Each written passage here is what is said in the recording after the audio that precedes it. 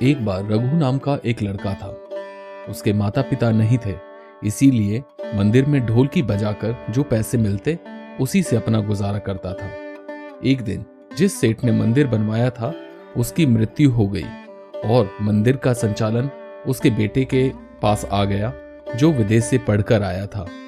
उसने एक नियम बनाया कि मंदिर का कोई भी कर्मचारी अंगूठा छाप नहीं होना चाहिए, इसीलिए उसकी नौकरी चली गई। रघु जो संतोष से जीवन यापन कर रहा था अब भगवान को उल्हाना देता है, आपने मुझे अंगूठा छाप क्यों बनाया।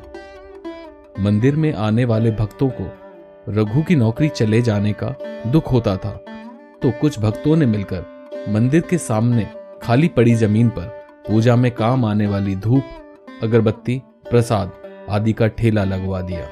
उसके पिता मरने से पहले धूप अगरबत्ती बनाने की फैक्ट्री में काम करते थे।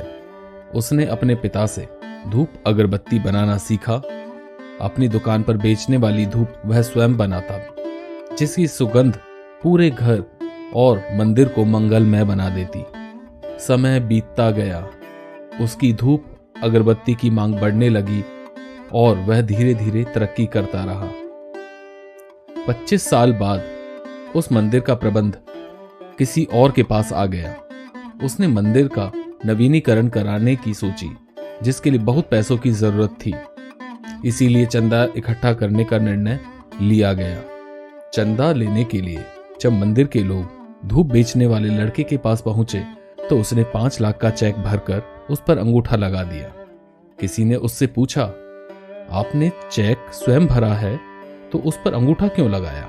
उसने जवाब दिया कि जिस मंदिर के लिए तुम चंदा मांगने के लिए आए हो उस मंदिर में मैं पहले ढोलकी बजाने का काम करता था।